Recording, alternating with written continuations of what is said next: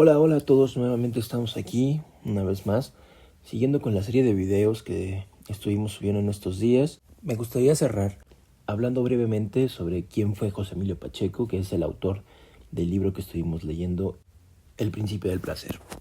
José Emilio nació un 30 de junio de 1939 en la Ciudad de México. Fue poeta, narrador, ensayista, traductor y cronista. Fue acreedor, a su vez, de varios premios, entre ellos el Premio Cervantes, el Premio Reina Sofía de Poesía Iberoamericana, el Premio Alfonso Reyes. Él estudió en la Universidad Nacional Autónoma de México y empezó su carrera literaria desde la universidad trabajando en varias revistas que se publicaban en ese tiempo. También dentro de la labor periodística, durante décadas estuvo escribiendo una columna que se llamaba Inventario en la revista Proceso. Sobre su poesía la podemos encontrar en el título Tarde o Temprano, y una característica muy particular de nuestro autor es que él creía que la poesía era un ente vivo y por lo mismo debía reescribirse constantemente, cosa que hacía él en cada una de las ediciones nuevas que iban saliendo. Dentro de su narrativa vamos a encontrar El Principio del Placer, que es un compilado de la novela corta que lleva el mismo nombre y de otras historias más pequeñas que vienen incluidas en el mismo libro, así como Las batallas en el desierto. Yo creería que estas son parte esencial de la narrativa de José Emilio Pacheco y que son verdaderamente muy interesantes y diría yo esenciales en la construcción de incluso el imaginario del mexicano promedio. Tanto Las batallas en el desierto como El Principio del Placer son, en lo personal, dos obras que me gustan muchísimo. No solo por la manera en la que trata, que es una manera magistral en la que trata la palabra, sino también en la capacidad artística que tiene para llevarnos dentro de una historia, crearnos todo un contexto cultural, que es un contexto que no nos es ajeno, puesto que somos mexicanos y lo conocemos, pero incluso si no lo fuéramos, lo hace de una manera tan maestra que de verdad es una lectura muy, muy, muy ligera. Es algo que podemos leer desde la adolescencia y volverla a leer después y siempre nos va a entregar algo completamente nuevo, sin dejar de lado la capacidad que tiene para describir a la perfección tanto el contexto socioeconómico, político de la época en la que se están desarrollando las historias. Es importante también darnos cuenta de que ambos, tanto El Principio del Placer como Las batallas en el desierto, son novelas cortas. Eso lo hace incluso aún más complicado. Si ya es complejo escribir una novela donde vas a tener que ir desarrollando los personajes y las circunstancias y todos los elementos que van a ir construyendo tanto a los personajes como al contexto en el que están viviendo, lo es aún mucho más complicado hacerlo en una novela corta, porque tienen que ser todos los detalles lo suficientemente precisos para que puedas llegar a dar el mensaje que quieres dar realmente. Es algo que José Emilio Pacheco hace magistralmente. Leerlo es definitivamente como llevarte por un viaje al pasado y vivir plenamente toda esa situación, todos los elementos de la sociedad mexicana en ese momento histórico. Esto no es de ninguna manera algo que sea improvisado, es algo que se va a ver reflejado tanto en sus textos académicos como en su poesía, como en incluso su trabajo periodístico. Esta gran maestría que tiene sobre la historia, el arte, es algo que nos deja ver todo el conocimiento de este catedrático tan grandioso que tuvimos la dicha de tener en nuestro país. Las batallas en el desierto es probablemente, dentro de las estadísticas, una de las novelas más leídas en nuestro país, y eso es normal, puesto que, como lo digo, es una novela corta. Además es de una lectura muy sencilla, se lleva muy relajada la lectura, no se hace pesada. Y esto es importante mencionarlo, puesto que tenemos una cultura muy baja de la lectura en nuestro país. Entonces el que sea una novela corta hace que leerla sea un poco más sencilla. Y no es con el afán de menospreciar a nuestra sociedad, sin embargo es una realidad que nuestra sociedad no lee con mucha constancia. Lo que a mí me llamó la atención desde la primera vez que leí Las batallas en el desierto, que fue probablemente la primera obra que leí de José Emilio Pacheco, fue esta capacidad que tiene para darnos un viaje nostálgico completo. Desde, como ya lo había mencionado, pues todas las características del México de la época, en donde va describiendo todos estos elementos, desde la vestimenta, las posturas morales, el comportamiento en general de la sociedad en ese momento. Pero no se queda ahí, sino que también dentro del texto nos va explicando todo el contexto socioeconómico, político, todas estas situaciones que quizás en otros autores no están tan presentes y en él se van dando de manera natural durante la lectura. No se sienten forzadas, ni mucho menos se exponen, sino que todos estos elementos se van conjugando para darle sentido a lo que están viviendo los personajes, pero a su vez nos permite a nosotros darnos una idea de lo que era el México antes a través de todo esto. Va también dentro de esto haciendo el descubrimiento, un descubrimiento natural que tuvimos todos nosotros en la adolescencia, en la infancia, todo lo que fuimos descubriendo poco a poco y cómo se iban moviendo todos los elementos, puesto que somos parte de un todo, y el todo es la sociedad, el mundo en el que vivimos, y todo lo que vivimos y cómo lo vivimos va a ir determinando cómo nos comportamos y lo que somos. Eso es algo que se va reflejando tanto en los personajes y nosotros lo podemos sentir real hacia nosotros, y creo que eso es lo que permite que tengamos una conexión tan profunda con cada uno de estos textos. Eso es lo que en lo personal me parece tan maravilloso de este autor. Porque maneras de narrar historias hay muchísimas, y hay muchísimas maneras muy grandes y muy perfectas, pero que incluso en nuestros tiempos ahora pueden llegar a ser muy pesadas. Definitivamente eso no pasa cuando estás hablando de una novela corta, tan bien escrita. Por eso muchas veces yo recomiendo que si uno no tiene el hábito de la lectura, comience leyendo este tipo de obras, porque son obras muy humanas, muy naturales, en las que nos podemos ver reflejados en alguno u otro aspecto, o en quizás aspectos que vemos nosotros de los demás. Eso nos va a permitir ver a la literatura no como algo ajeno, no como algo pesado, no como algo odioso, no como una obligación, sino como una manera de expresarnos, una manera de encontrarnos a nosotros mismos en el mundo y a los demás. Es algo que podemos ejemplificar perfectamente con las narrativas de José Emilio Pacheco, y de ahí pues podemos ir avanzando a quizás literatura más compleja, porque definitivamente si partimos de Dostoyevsky en nuestros tiempos, pues definitivamente cualquier persona va a decir la literatura no es para mí, ¿no? Sin embargo, si lo hacemos con algo que esté un poco más cercano a nosotros, pues podrá ser una cosa mucho más sencilla. Hablar de José Emilio Pacheco es algo que yo creo primordial dentro de la literatura mexicana, porque es probablemente, al menos desde mi perspectiva y de varios, uno de los mejores escritores que hemos tenido en este país, al menos en la historia contemporánea. Tomemos esta serie de videos como una recomendación para ir a checar a José Emilio Pacheco, darle una revisada a su lectura. Si eres un poco más fan de la poesía, puedes checar sus poemas. Si eres fan de los textos periodísticos, pues checar sus columnas. Pero sin lugar a dudas, sea lo que sea que te interese de la literatura o no, o estés buscando algo para pasar el rato, definitivamente leer a José Emilio Pacheco es una buena opción. Por lo tanto, cerrando ya esta serie de videos, donde comenzamos a leer El Principio del Placer, que fue dividido en 2 partes, pues me gustaría terminar con otro pequeño texto que está incluido justamente en este libro también, en El Principio del Placer, para que ustedes pues tengan una idea más clara, ¿no? Quiero ejemplificar lo que estuvimos comentando aquí, de cómo construye él su narrativa.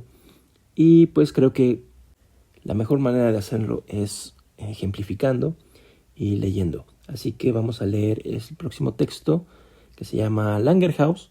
Es un texto también bastante corto, está incluido también desde luego en el principio del placer. Y pues no olviden, no dejen de lado, si es que aún no han leído Las batallas en el desierto, darle una visitada a ese texto que es muy bonito, muy maravilloso y que puede quizás darles recuerdos de su adolescencia. A continuación, la lectura de Langerhaus para dar cierre a esta serie de videos sobre el principio del placer de José Emilio Pacheco. Cada mañana lo primero que hago es leer el periódico. Si no lo encuentro bajo la puerta me quedo esperando su llegada. El jueves tardó mucho. Fui a comprarlo a la esquina y según mi costumbre empecé a leerlo de atrás para adelante. Al dar la vuelta a una página supe que Langerhaus había muerto en la autopista Cuernavaca. La noticia me resultó aún más impresionante porque la foto, quizás la única hallada en el archivo, correspondía a los tiempos en que Langerhaus y yo fuimos compañeros de clase, la época de sus triunfos en Bellas Artes, cuando deslumbró la maestría con que tocaba el clavecín un niño de 12 años. A cambio de su éxito, Langerhaus sufrió mucho en la escuela. Todos parecían odiarlo, remedaban su acento alemán, lo hostilizaban en el recreo por cuantos medios puede inventar la crueldad infantil. Un día, Valle y Morales trataron de prender fuego a su cabello, largo en exceso por aquel entonces. Langerhaus era un genio, un niño prodigio. Los demás no éramos nadie. ¿Cómo íbamos a perdonarlo? Al principio, para no aislarme del grupo, fui uno más de sus torturadores. Luego, una mezcla de compasión y envidioso afecto me llevó a transformarme en su único amigo. Visité algunos fines de semana a su casa y él también fue a la mía. Nuestra amistad se basaba en la diferencia. Yo jugaba fútbol e iba al cine 2 veces por semana. Langerhaus pasaba 5 horas diarias ante el clavecín. Jamás hizo deporte, nunca aprendió a pelear ni a andar en bicicleta, no sabía mecerse de pie en los columpios. Sus padres le prohibieron toda actividad capaz de lastimarle los dedos. Era hijo de un compositor alemán y una pianista suiza llegados a México durante la Segunda Guerra Mundial. Aunque fracasaron en sus grandes aspiraciones artísticas, ganaban bien haciendo música para el cine y las agencias de publicidad. Ser su amigo me atrajo la hostilidad burlona de nuestros compañeros. En la ceremonia de fin de cursos, Langerhaus interpretó una sonata de Bach. Fue aclamado de pie por toda la escuela. Agradeció el aplauso con una reverencia y cruzó el salón de actos para ir a sentarse junto a mí en una banca del fondo. Me he vengado, le escuché decir entre dientes. Morales, Valle y sus demás perseguidores se acercaron a felicitarlo. En el único acto de valentía que le conocí, Langerhaus los dejó con la mano tendida. Me dispuse a pelear en su defensa. Ellos se retiraron cabizbajos. Langerhaus, en efecto, había cobrado venganza. Poco después fue a perfeccionarse en un conservatorio europeo. No me escribió ni volví a verlo hasta julio de 1968, cuando los de esa generación escolar ya estábamos cerca de los 30 años. Langerhaus regresó a México durante la Olimpiada Cultural y dio un nuevo concierto en Bellas Artes. Decepción para todos. El niño prodigio se había convertido en un intérprete mediocre lleno de tics y poses de prima donna. En vez de servir a la música, transformaba su presentación en un show de centro nocturno. Fue silbado por un público que casi nunca se atreve a hacerlo y él se soltó a llorar en el escenario. Para no incurrir en la hipocresía de felicitarlo o en la vileza de secundar la condena, al terminar la función huí de Bellas Artes. Además, quería alejarme del centro. Estaba lleno de granaderos y Morales me dijo en el intermedio que la situación empeoraba. De continuar las manifestaciones, tanques y paracaidistas saldrían a reprimir a los estudiantes. Díaz Ordaz, añadió Morales, está dispuesto a todo con tal de que no le echen a perder sus olimpiadas.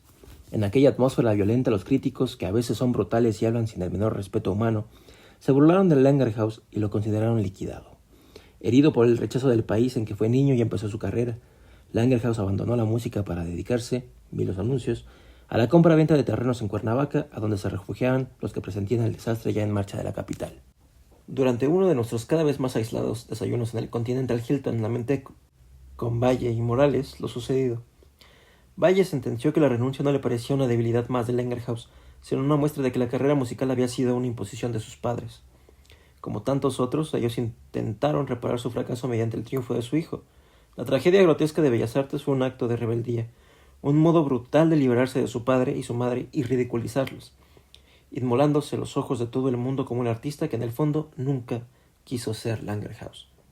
Más tarde, en otro desayuno, Cisneros afirmó que a cambio de la catástrofe en Bellas Artes a nuestro amigo le iba muy bien como fraccionador en Cuernavaca.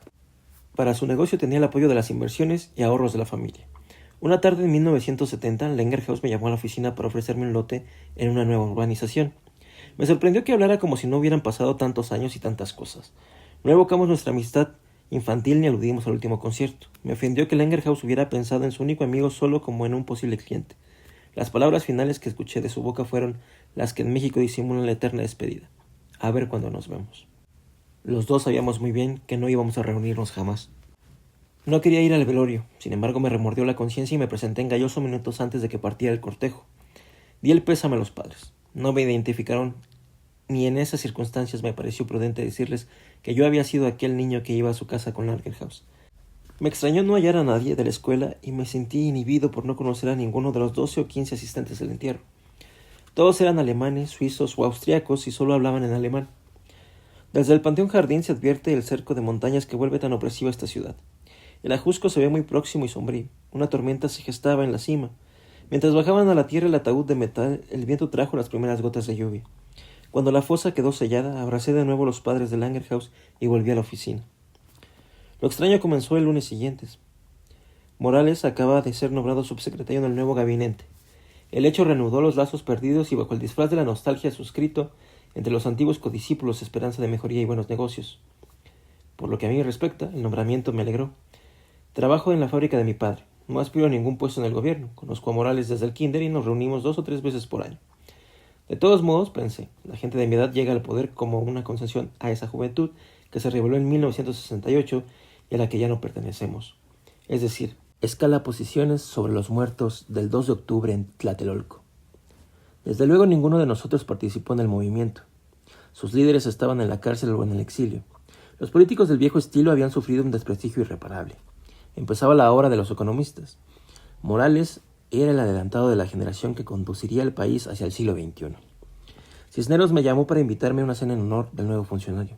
Casi al despedirme le dije, ¿supiste que murió Langerhaus? ¿Quién?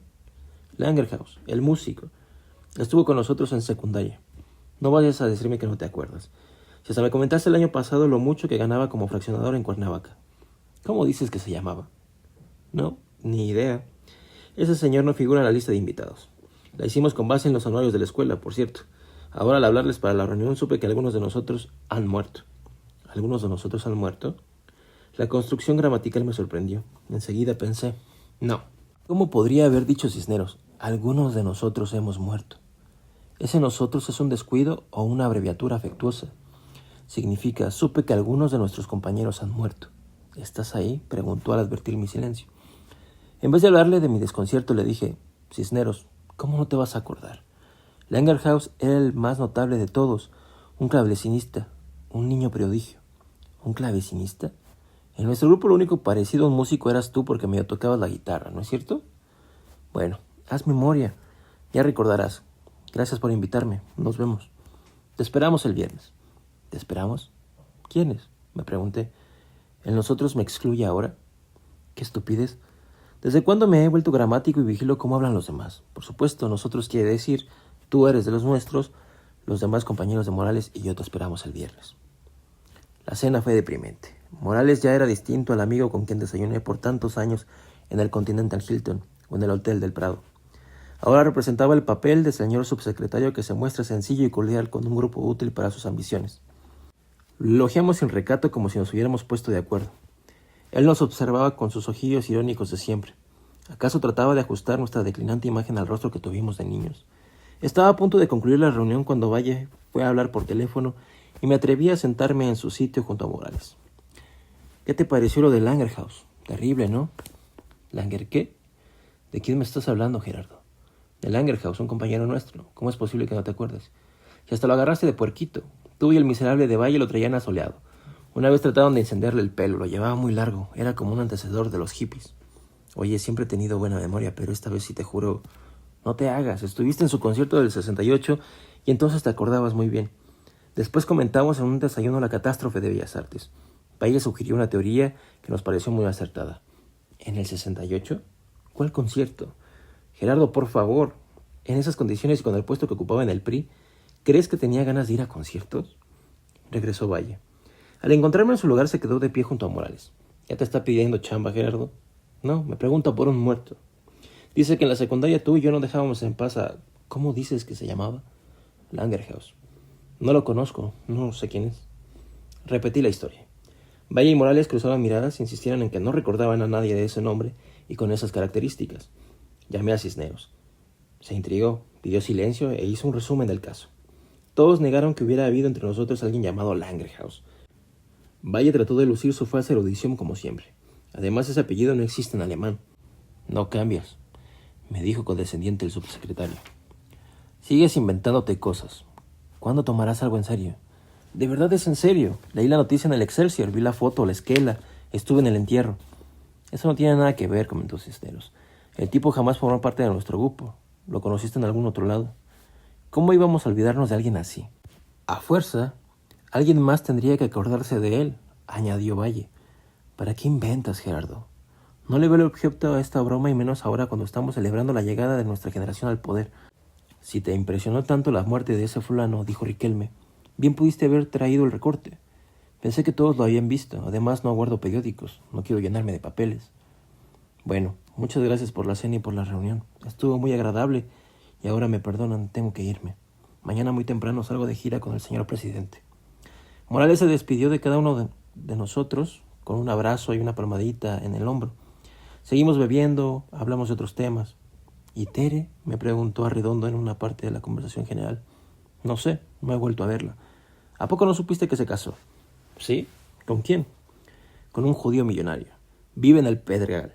Ah, no sabía. ¿Qué importa? Bien que te duele, bien que te duele. No, hombre, eso ya pasó. Me levanté. Con la seguridad que me daban el vino y el coñac volví al lado de Cisneros. No van a hacerme creer que estoy loco. Apostamos lo que quieras.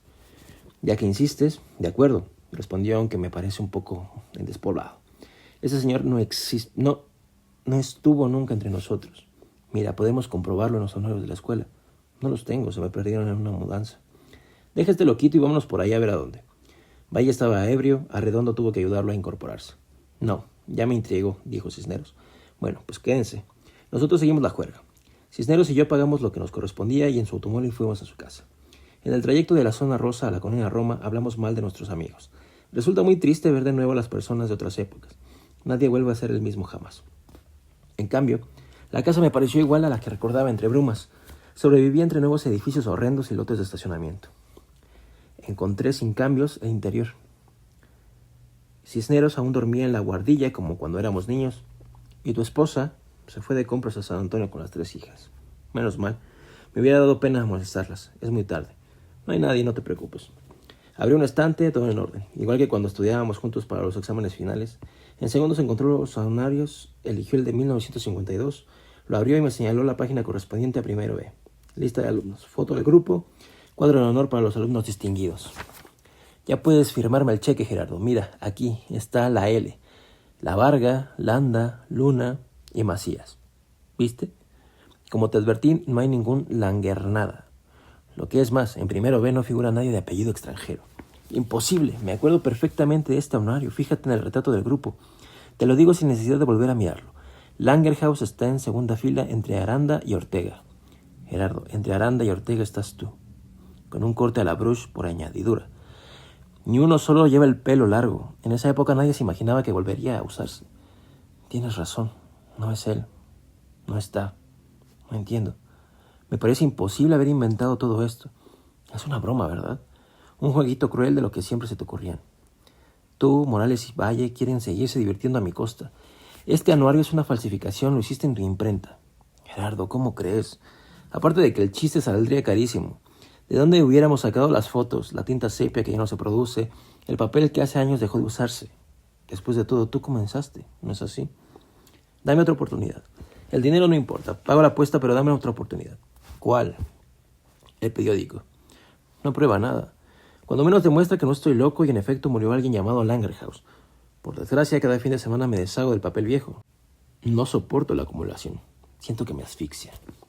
No te preocupes, tengo los periódicos. A mi señora le da por la moda ecológica y los junta para reciclarlos a fin de mes. ¿Recuerdas la fecha? ¿Cómo no me voy a acordar? Jueves de la semana pasada. Bajamos. Cisneros halló en el garage el ejemplar del Excelsior que buscábamos. Yo con la página y leímos los encabezados. El atraco de una mujer frente a un banco movilizó a la policía. Capturaron a un ladrón y homicida prófugo. En presencia de sus invitados se hizo el harakiri. comandante del servicio secreto acusado de abuso de autoridad, amenazas y extorsión. No había ningún retrato de Langerhaus, ninguna noticia de un accidente en la autopista Cuernavaca. Las únicas fotos eran de un autobús de la línea México-Xochimilco que estuvo a punto de precipitarse en el viaducto del Río de la Piedad y de la señora Felicitas Valle González extraviada al salir de su casa rumbo a la estación de Buenavista. Ojé de atrás para adelante todos los diarios de la semana, revisamos las esquelas fúnebres, vamos a la agencia Galloso a premiar Cisneros. Langerhaus tiene que estar en el registro.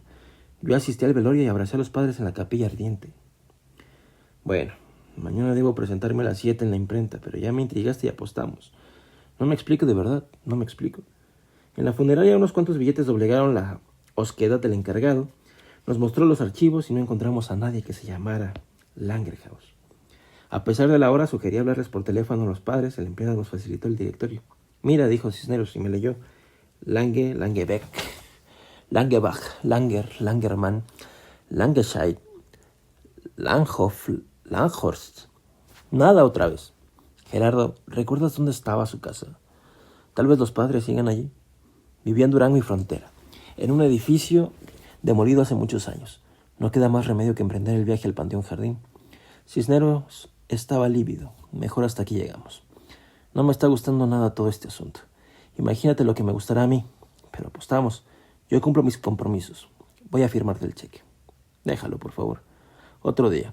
La próxima vez que nos reunamos. Sin hablar una palabra, Cisneros me llevará hasta el estacionamiento en que guardé mi coche. Nos despediremos. Manejaré hasta la casa en donde vivo solo. Subiré a mi cuarto. Antes de acostarme tomaré un somnífero. Dormiré 1 hora o 2. La música me despertará. Pensaré, ¿he dejado encendida la radio en alguna parte? Sin embargo, la música llegará desde la sala en tinieblas, la inconfundible música del clavecín de mi infancia. La sonata de Bach, cada vez más próxima ahora que bajo las escaleras temblando. Con esto termina la historia de Langerhaus y a su vez terminamos con esta serie de videos de El Principio del Placer. Recuerda poner en los comentarios si tienes alguna sugerencia sobre algún texto que te gustaría que leyéramos y nos estamos viendo aquí en próximos videos. Hasta pronto.